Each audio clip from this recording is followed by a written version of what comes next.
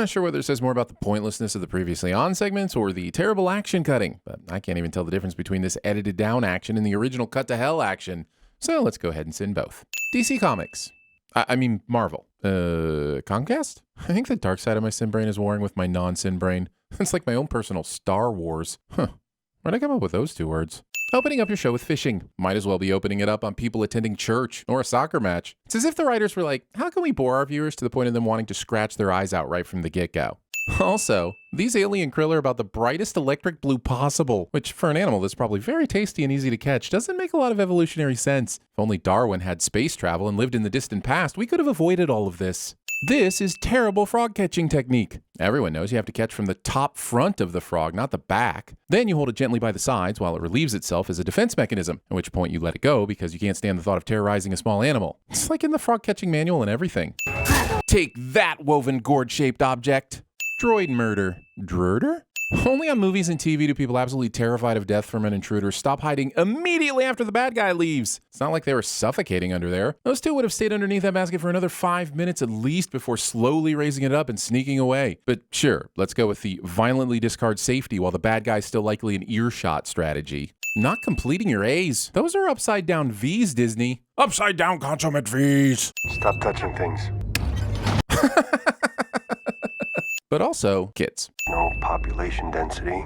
Real backwater scug hole. That's scuggist. What, you don't know what a scug is? Consider your ignorance part of the problem. Go educate yourself. You ready to lay low and stretch your legs for a couple of months, you little womp rat? Either Mando has a sense of humor or he doesn't. Show plays so fast and loose with his emotional output, I've got worse whiplash than a Bolator playing with a high-low ball. You stay right here. You stay. Attempting to leave minors alone in a parked vehicle.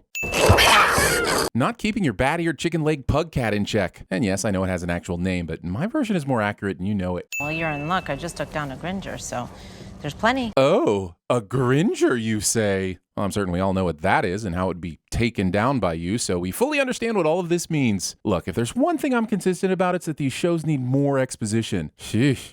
Keep an eye on the kid. Yes, sir. Not vetting your Baby Yoda sitters. Next thing you know, a Ghostbuster's doing some housework for you and catches her breastfeeding the little guy, and it's all downhill from there. I know how this stuff works.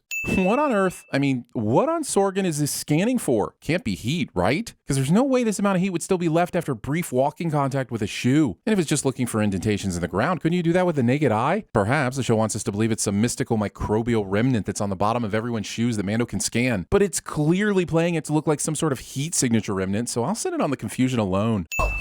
Helmet punching will always be a sin, but when it's Beskar helmet punching, I'm going with 5. Both combatants pull their guns to shoot, but then don't for some reason. Cough, cough, plot armor, cough, cough, and then just hold the guns in a pointless standoff. Cliche. Cute moment, but how did Grogu get down from the chair with the porridge? Mando had to pick him up and put him in the chair when they got to the establishment. Let's just call it an early retirement. Call it whatever you want, Gina. I mean, Kara. Unless you want to go another round. One of us is going to have to move on, and I was here first. Why is this, though? The whole reason Kara and Mando picked this place is because it's not on anyone's radar. So what does it matter if both of them are there? This feels like unnecessary conflict, which makes it very necessary to award a sin. To the middle of nowhere. Where do you live? I could send that this information is enough to change Mando's firm no to a yes, but instead I'm going to send the phrase middle of nowhere. There is no middle of nowhere. In fact, there is no nowhere. Do you know where nowhere is? Your line is, nowhere. Let's try that again. Do you know where nowhere is? Nowhere is just a small separation away from now here. My point is Mando is wishy-washy. Good thing Mando knew exactly in the woods where Kara was, and it was close by. Convenient future work buddy camping site is convenient. Damn it, Grogu! You basically have no relevance to this episode, but Disney's using you as some get-out-of-boring-free card by just throwing in your unrelenting cuteness every once in a while, even though it has nothing to do with this discount Hidden Fortress episode. I'm not saying it isn't working. I'm just saying it's unfair. Mando has lightning speed reflexes here and almost shoots this little girl, but earlier didn't even turn around when the two villagers rode up to him at the Razor Crest. Nor did he even notice Grogu was approaching him until he was standing right next to Mando before they went into the village. Is it the helmet, or just plot-selective peripheral vision? Can I feed him? I give all the sins back if right after he says yes, she quickly finishes her sentence with, to the Mama Core as a ritual sacrifice. I don't think... They'll be fine. Oh, sure. Leaving me in the ship alone or with a random Gringer murderer is fine, but the second a little girl wants a play date, he goes straight into Fluttercraft parenting mode. Let us know if there's anything you need. She 100% wants his Beskar spear, and he's not even going to react. I get all the this is the way stuff, but he only has to leave the helmet on, right? Do Mandalorians take a vow of celibacy? I don't care about the answer. I will not be denied Rando Mando.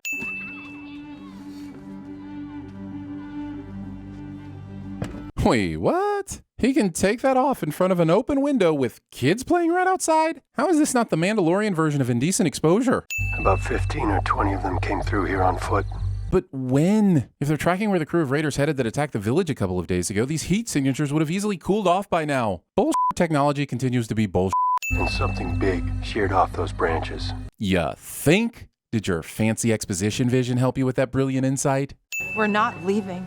Stubbornness. Sure, in movies and TV it always seems to somehow work, but in real life you just end up tearing a rotator cuff when the jar of pickles won't budge, but you refuse to use the hairdryer trick your girlfriend found on the internet. These people should end up dead, or at least eating pickles one-handed. We're gonna need to dig real deep right here. Car and Mando will proceed to talk about this trap along with the need to cut down trees and build barricades with them. Not to mention they have to train a group of farmers how to be combat ready. These are tasks that would probably take at least a week, if not longer, to complete. But I have to assume only takes a day or two. And if we're supposed to believe that a week or two has passed, then the village got extremely lucky they weren't raided again. Either way, I'm pretty sure there's some bullshit in here to send somewhere. Also, this episode spends as much time on its training montage as a 2-hour movie like Shang-Chi. And we don't even get an Aquafina miracle kill shot out of it. Great work! Your combination of braggadocio, arrogance, and propensity for wasting ammo is going to come in real handy later when your tribe runs out of shots because you decided to kill that pan 20 times. America! Radioactive milk. This grapples on incoherently for some time. If Kara was correct earlier and the villagers already knew about the ATSD, then how were any of these trees that it's currently taking down still standing? Look, there are plenty of parts of this plan that are pure bantha shit and should never work, but this part actually should. There's no way the driver of this thing got this close to the trap and then mid-step looked down and figured it out. I'd believe it if he had spotted it a ways out, but this timing is clearly meant to drive up the tension, not the reality. Get down! Get down!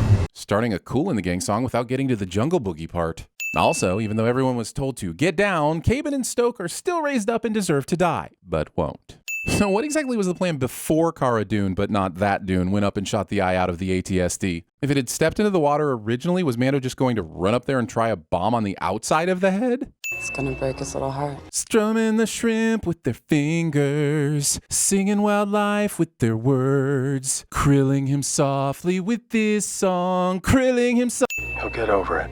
We all do. Parental abandonment? Oh yeah, that's an easy thing to get over. I mean, wait, what? I will look after him as one of my own. For the next 50 or 60 years, at which point I'll die and he will still be a toddler. But I totally got this. Deus Ex Machina. The surest way to know you're watching quality Star Wars these days is when you see these 5 beautiful words at the end of the episode. Instead of this, we get this. Let me ask you a question. Why the hell were we ambushed, huh? Does anybody have any tape out there? I want to put some tape over the death button.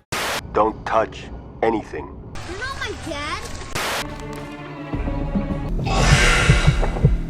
Sir, I've read a lot about your people. What do you mean, you people? I'm gonna need one more thing. It's just we're putting new cover sheets on all the TPS reports before they go out now, so if you could go ahead and try to remember to do that from now on. Do you mind if I ask you something? Go ahead. How long has it been since you've taken that off? Tobias was a never nude, which is exactly what it sounds like. First lesson, sticking with the pointy end. You'll shoot your eye out, kid.